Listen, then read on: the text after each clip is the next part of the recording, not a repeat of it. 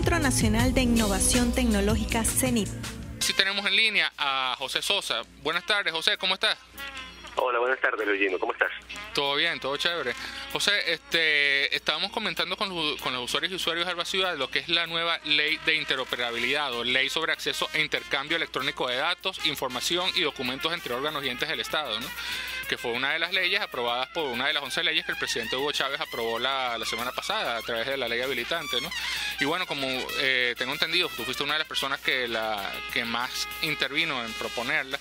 Queríamos conocer un poco de ti, bueno, cuáles fueron los motivos, por qué se necesita esta ley y por qué y cómo afecta, digamos, al ciudadano común, a la persona que nos está escuchando en estos momentos en su casa o en su oficina, que de repente no es tan ávida de las tecnologías. ¿Cómo afecta esta ley a los ciudadanos comunes?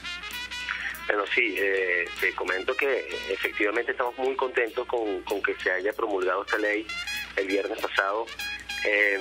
Además que tanto el Ministerio de Ciencia y Tecnología como el CNTI hemos trabajado bastante en esta ley, incluyendo también los ministros Jorge Arreaza y Ricardo Menéndez, que fueron los quienes la solicitaron en primera instancia, ¿no? La ley afecta de manera directa a todos los venezolanos. Básicamente la interoperabilidad es, como tú estabas comentando hace un rato, la capacidad que tienen los sistemas de las distintas instituciones públicas de intercambiar información de manera electrónica, automática, sin la mediación, sin la intervención de las personas. Eso en la práctica, ¿qué significa? Que los procesos que se realizan en cada institución no van a requerir en el futuro de información que se le solicite directamente al ciudadano, a las personas, sino que la pueden obtener de aquellas instituciones que la generaron. Es decir, el efecto en el tiempo de la ley de interoperabilidad va a ser la simplificación de los trámites administrativos, la reducción del tiempo, la reducción de la cantidad de requisitos que nos solicitan para cada trámite, la transparencia de los procesos de la gestión pública, incluso la reducción de la burocracia y de la corrupción en muchísimos casos. Porque realizar trámites con el Estado va a ser ahora muchísimo más sencillo, ya que mucha de la información que hoy en día nos piden para cualquier cosa ya no nos la van a solicitar, de manera que van a ser las propias instituciones dueñas o responsables por emitir esas certificaciones o esos documentos quienes van a tener que proveer a cada ente del Estado de esa información y no pedírsela directamente al ciudadano. José, yo había escuchado al vicepresidente Elías Agüe cuando habló de esta ley. Él dijo que, por ejemplo, que una persona cuando fuera, por ejemplo, a pedir un crédito a alguno de los bancos del Estado, esa información que esa persona colocara allí, digamos que iba a pasar, podría ser compartida con otros entes del Estado cuando esa misma persona necesite hacer un trámite ante otros entes del Estado. ¿Eso es así? Sí, eso es un ejemplo de la interoperabilidad. En realidad la interoperabilidad no plantea la unificación en un solo lugar de todas las bases de datos. Eso es una visión que se utiliza un poco para explicar cómo funcionaría todo. En la práctica, desde el punto de vista tecnológico, es que se establece una plataforma de interoperabilidad, que es una plataforma tecnológica que facilita el intercambio de información entre las instituciones públicas y define o instrumenta, digamos, ese intercambio a través de la definición de estándares. De manera que vamos a definir el lenguaje común que deben utilizar todas las instituciones públicas para intercambiar información entre sí. Información que pueden ser datos o pueden ser documentos. De manera que casi todos los trámites, por ejemplo, que tienen que ver con empresas, solicitan la solvencia laboral. La solvencia laboral la emite el Ministerio del Trabajo. De manera que si tenemos interoperabilidad, todas las instituciones públicas que hacen alguna gestión con empresas podrían tomar las solvencias laborales directamente del Ministerio del Trabajo en formato electrónico a través de un mecanismo estándar. Okay. ¿Eso qué significa? Que no se le va a solicitar la solvencia a las empresas. Lo único que se le solicitará es estar solvente, es decir, hacer sus pagos a tiempo, tanto en el Ministerio del Trabajo como en INSS, como en Banavit, etcétera, etcétera. Entonces, ¿qué significa? Mucho del trabajo, mucho del tiempo que pierde la gente para hacer cualquier trámite con el Estado se debe a los otros trámites que tengo que hacer para cubrir los requisitos que me piden. Y eso a veces significan colas, gestores, taquillas, problemas, retrasos, etcétera, etcétera. Y es justamente ese el principal efecto positivo que va a tener esta ley en el futuro de Venezuela, y por lo que además es la base uno de los primeros pasos fundamentales para tener un gobierno electrónico de verdad. José, una pregunta. Algunas personas se preocuparán, dirán, oye, esto significa que mi información ahora va a ser pública o que se va a poder compartir o que cualquiera la va a tener. ¿Qué podemos responder ante eso? Bueno, la información con esta ley no se decreta que la información de las personas va a ser pública. En realidad, eso es un tema completamente diferente, que tiene que ser manejado también a nivel de la Asamblea y a través de propuestas que han hecho instituciones como SUSERTE, en donde se plantea cómo deben ser clasificados los datos. Existen datos públicos, que eso los podría ver cualquier persona. Hay datos confidenciales. Y datos privados, o sea, hay datos que pueden ser compartidos entre las instituciones públicas, pero que no pueden ser publicados a todo el mundo. Los datos públicos evidentemente sí pueden ser utilizados libremente por cualquiera. Entonces, hay una clasificación de datos que determina cómo deben ser tratados los datos. Ahora bien, es muy difícil, por ejemplo, encontrar situaciones en las que las personas se molesten, por ejemplo, por reducirle el trabajo de los trámites que tienen que hacer con el Estado. Porque básicamente lo que estamos logrando con esto es mayor tiempo para la gente, mayor facilidad, menores problemas a la hora de las tramitaciones con las entidades públicas. No sé si te ha pasado, pero por ejemplo, si vas a hacer una actividad como por ejemplo sacarte la cédula, necesitas tu partida de nacimiento. Pero la partida de nacimiento no la que tienes guardada en tu casa de cuando naciste, que se la dieron a tu mamá, es la partida de nacimiento vigente, que tiene una solvencia, que tiene una vigencia de 6 meses aproximadamente. Significa que si quieres sacar si quieres hacer ese primer trámite, tienes que ir al lugar en donde te registraron y sacar tu partida primero. Eso probablemente te lleve un día y unos cuantos días para que te lo entreguen. Es justamente ese tipo de trabajo que están incluidos en la mayoría de los trámites que se hacen con el Estado, que ahora desaparecerían, porque le quitamos trabajo. Es decir, muchos de los requisitos que tienen las instituciones públicas para sus trámites, lo que hacen es sobrecargar al ciudadano, a las personas, con mucho mayor trabajo que debería corresponder a las propias instituciones públicas. Y eso es justamente lo que dice la ley, y está planteado un periodo de tiempo en el cual se establezcan todos estos mecanismos, todos estos estándares, se monte una plataforma tecnológica, y a partir de cierto momento, que son 2 años a partir del 15, del viernes pasado, las instituciones públicas estarán en la obligación de incorporarse con esa plataforma y de comenzar el intercambio de los datos. Disculpa, el artículo 46, no sé si ese es el que estás haciendo referencia ahorita, dice que los órganos vigentes del Estado no podrán exigir para trámite alguno la consignación en formato físico de documentos que contengan datos de autoría o información que se intercambie electrónicamente. ¿Eso tiene que ver o es otra cosa? Es justamente eso. Si una información yo la puedo obtener electrónicamente y de manera legal, porque para eso existe la firma electrónica, directamente del ente emisor de esa información, no tengo por qué pedírsela al ciudadano. De manera que todos esos papeles, solvencias, certificados que tenemos nosotros guardados para poder sustanciar los expedientes que nos piden en los entes públicos, los podemos tener como resguardo, pero no nos los van a solicitar en los trámites. Ok. José, veo algunas, por ejemplo, la ley habla acerca de que se va a conformar un Comité Nacional de la Interoperabilidad y un operador de interoperabilidad, que será un ente adscrito al Ministerio de Ciencia y Tecnología. ¿Tiene alguna información sobre eso que nos puedas dar? Sí, eso esa es la orientación desde el punto de vista de organización que tiene la ley.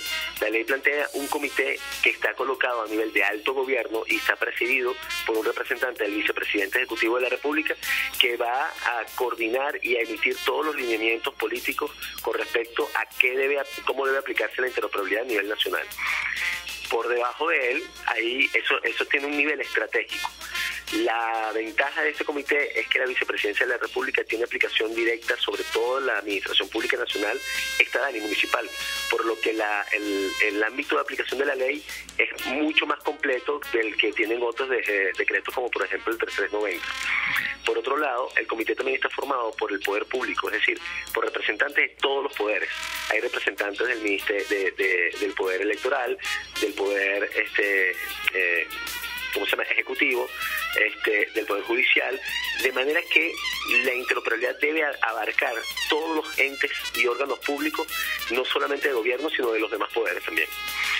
Y lo último es que al tener ese nivel, cualquier conflicto que surja entre dos instituciones por el intercambio de algún dato, se dirime, se resuelve a nivel de la vicepresidencia, es decir, a nivel de ese comité. De manera que desde el punto de vista organizativo, la interoperabilidad está abarcando todos los niveles de gobierno, el nivel estratégico, que está a nivel de alto gobierno, el nivel táctico, que es quien define políticas del cómo se hacen las cosas, que son los órganos del Estado, y en el caso de esta ley es el Ministerio de Ciencia y Tecnología, y el nivel ejecutor, que en este caso sería el operador de interoperabilidad, que se encargaría de gestionar la plataforma tecnológica y de gestionar todo el procedimiento de cómo las instituciones deben compartir los datos. Un elemento importantísimo aquí es que se elimina la necesidad de que las instituciones establezcan convenios bilaterales. Esto es importantísimo porque el Estado venezolano tiene más de 3.000 instituciones públicas. Si nosotros exigiéramos a esas instituciones que firman un convenio, todas contra todas, estaremos hablando de millones de convenios. Sí. Si existe un operador intermediario que establezca los estándares de interoperabilidad y los acuerdos se establecen con ese intermediario, que es el operador de interoperabilidad, significa que ya no tenemos que estar estableciendo tantos convenios entre diferentes instituciones, sino que lo hacemos con una sola. Es a un solo lugar donde vamos a buscar la información, independientemente que ese lugar la busque en otra parte. Entonces, se solventa el problema organizativo de el cómo pido los datos. Ahora, José, pero bueno, primero que según el artículo 35, que es algo que nos parece formidable, todos los sistemas de interoperabilidad tendrán que usar software libre y estándares abiertos, ¿no? Que eso nos parece realmente grandioso, ¿no? Pero sí, ahora bien... Es que no podría ser de otra manera, Luis. La única manera en que de verdad tú puedas controlar y garantizar el acceso y la apropiación del conocimiento y el garantizarle a todas las instituciones públicas que aprendan a usar esta tecnología es que la tecnología sea libre y los estándares sean abiertos. Cualquier decisión que vaya en contra de eso, más bien sería perjudicial para el propio Estado y para el logro del objetivo. Ahora, ¿cómo ayudará? Bueno, primero que nada, ¿el operador de interoperabilidad ya se ha definido cuál ente va a ser? ¿O va a ser un ente nuevo? ¿Todavía no? Okay. Todavía no. Ahora, a partir de la promulgación de la ley, ya comenzamos a trabajar en el Ministerio de Ciencia y Tecnología y en el CNTI en la formulación de todos los proyectos para buscar el financiamiento, tanto para la procura de la plataforma tecnológica como para todos los desarrollos que ya venimos haciendo desde el año pasado relacionados con interoperabilidad. Una vez que esté todo esto definido, será potestad del presidente la determinación de a qué ente se le va a asignar la tarea o si se va a crear un ente nuevo para eso. Okay. No, bueno, te iba a hacer una pregunta, pero entonces obviamente está muy adelante, seguramente no va a estar definido todavía, ¿no? Te quería preguntar cómo se va a ayudar a los entes públicos, que bueno, tú mismo acabas de decir, son más de 3.000, a adecuar los sistemas, si se va de repente a hacer sistemas generales y cada cual lo implementa, o bueno, me imagino que... Se van a comenzar a generar soluciones que sean de uso general. Probablemente cada institución tendrá que desarrollar una parte específica de la incorporación de sus sistemas a la plataforma de interoperabilidad, pero ya comenzamos desde el año pasado en la apertura de cursos sobre interoperabilidad que están orientados a nivel gerencial y decisor, y hemos realizado también callapas técnicas en las cuales hemos incorporado técnicos programadores de varias instituciones y que han estado desarrollando, participando y promoviendo algunas de las ideas que tienen que ver con interoperabilidad. Incluso ya existen algunas soluciones interesantes en algunos entes, como Ministerio de Salud, como SAIME, como Servicio Nacional de Contratistas, CENIAD, etcétera, de cómo estas soluciones no solamente son muy rápidas de desarrollar, sino que además requieren una formación desde el punto de vista tecnológico que es fácilmente manejable. Para ello ya estamos preparando tanto el material instruccional y pedagógico para los cursos como los planes para llevar adelante estos cursos de manera casi inmediata. Para ello no vamos a esperar estos 2 años, sino que vamos a comenzar desde ya. ¿Qué pasó, Goyo? No, perfecto. José, otra pregunta que te teníamos, de verdad esta ley es, bueno, si quisiéramos hacerte más preguntas tardaríamos como 2 horas, ¿no? nos habla acerca de la obligación de compartir los datos, información y documentos, ¿no? Eso es el artículo 43, donde nos dice que los órganos y entes del Estado están obligados a compartir datos de autoría y solo podrán excusarse de compartir datos, información y documentos que manejen cuando la ley expresamente así lo limite, ¿no? A fin de garantizar la protección al honor, vida, intimidad, etcétera, etcétera, ¿no? Por supuesto, hay datos que son los datos de las personas, que obviamente lo que tú nos explicabas antes, ¿no? Que algunos son privados, otros son confidenciales y no deben revelarse, ¿no? Pero también hay casos, pienso yo, dame 5 minutos más, José Gregorio, por favor. También hay casos, José, de repente hay instituciones que hacen investigaciones, que de repente hacen investigaciones académicas y de ese tipo. Este artículo también está destinado a esas instituciones que de repente son reacias o no publican la información o los descubrimientos que hacen, ¿o es algo totalmente distinto? A todas las instituciones públicas tienen la obligación de intercambiar la información. Fíjate una cosa, es bien importante lo que estás planteando. Hay información que solamente puede ser utilizada por cierto tipo de instituciones públicas. Por ejemplo, hay información confidencial que solamente puede ser manejada por órganos de seguridad del Estado. Okay. Bien, eso es algo que lo plantea la ley y no va en contra de esta ley. Eso significa que no todo tipo de información puede ser intercambiada. También depende de quién la está solicitando y para qué la está solicitando. Todo ello conforme a la ley y todo ello siempre respetando la integridad moral y física de las personas. Esto significa que habrá ciertos datos que solamente ciertas instituciones puedan compartir o puedan utilizar.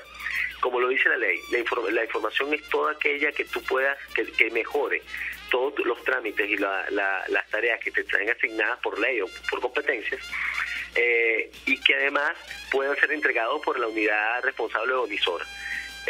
Por eso es que cuando existan problemas desde el punto de vista legal de si se puede o no compartir un determinado dato, eso debe dirimirse a nivel del comité estratégico, que es quien tendría, digamos, competencias y facultades para tomar las decisiones al final. En la mayoría de los casos, la mayoría de la información intercambiada es pública o no hay ningún impedimento legal para su intercambio, y además facilita, mejora de manera general muchísimos trámites.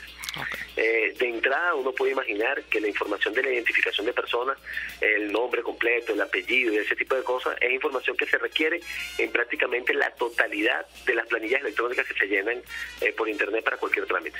Okay. No tiene ningún sentido que me pregunten mi primer nombre, mi primer apellido, segundo nombre, segundo apellido, cuando la propio SAIME te puede dar toda esa información solamente dado el número de cédula. Y así aquellas personas que han viajado en avión habrán llenado, saben la cantidad de planillitas que hay que llenar y siempre se tiene que cargar la misma información. Es decir, es el tipo de cosas que se pueden resumir simplemente facilitando o obligando a las instituciones a que intercambien la información de manera electrónica. José, última pregunta. ¿Puede darse el caso de alguna institución que se niegue a participar en la parte de interoperabilidad o que se niegue a utilizar software libre? Seguramente se presentarán, pero como te digo, cuando el comité estratégico tome decisiones con respecto a ese tipo de conflictos, las instituciones estarán en la obligación de acatar, porque es importante tomar en cuenta que no solamente la ley incluye todo el aspecto organizativo, en donde el órgano, el ente que se encarga de la parte estratégica de interoperabilidad está a un nivel de gobierno que puede tomar decisiones y además tiene nivel de competencia sobre todas las instituciones públicas. Lo otro es que independientemente de lo que estén usando internamente las instituciones, los desarrollos de interoperabilidad y los protocolos de intercambio de información solamente pueden ser abiertos y los sistemas libres. Entonces, esto significa que para lo que tiene que ver con el intercambio de información, las instituciones tendrán que acatar el tema del cómo se desarrollarán estos proyectos y de qué tecnologías se utilizarán, así como qué estándares vamos a utilizar para el intercambio. Tiene que ser así porque cuando se desarrolla o se actualiza una plataforma tecnológica para establecer intercambio de información, cada institución tiene que apegarse a las condiciones técnicas del intercambio, no de las condiciones internas de la institución. Oye, bueno, muchísimas gracias, José, de verdad, por todo esto que nos has explicado sobre la ley de interoperabilidad o ley sobre acceso a intercambio electrónico de datos entre los órganos y entes del Estado. Bueno, no sé si quieres dar un último mensaje final. Sí, quería darte las gracias por la entrevista, explicar que efectivamente creo que todas las personas que han leído la ley han entendido la importancia que tiene. Es, como lo ha mencionado el ministro en otras oportunidades, esto es un primer paso, uno de los primeros pasos que tenemos que dar para lograr una optimización real, efectiva del gobierno y del Estado venezolano, y que vendrán nuevos pasos, pero tenemos que cumplirlo de manera cabal, completa, porque tendrá un impacto grande, importante en toda la población venezolana. Ok. Bueno, muchísimas gracias, José. Acabamos de entrevistar en estos momentos a José Sosa, presidente del CENIT, del Centro Nacional de Tecnologías de Información y del CENIT, sobre la ley de interoperabilidad, una de las 11 leyes aprobadas por el presidente Chávez a través de ley habilitante el fin de semana pasado, el viernes pasado. Y bueno, nos explicó un poco la importancia de esta ley para derrotar el burocratismo. Además, para nosotros, quienes estamos en las comunidades de software libre y de tecnología libre, es una ley muy importante porque es la primera ley en estos 13 años de gobierno bolivariano, es la primera ley, no decreto, no resolución, sino ley, donde se menciona explícitamente el uso de software libre y estándares abiertos. Nos vamos a ir de inmediato al corte antes de que Goyo nos lance acá un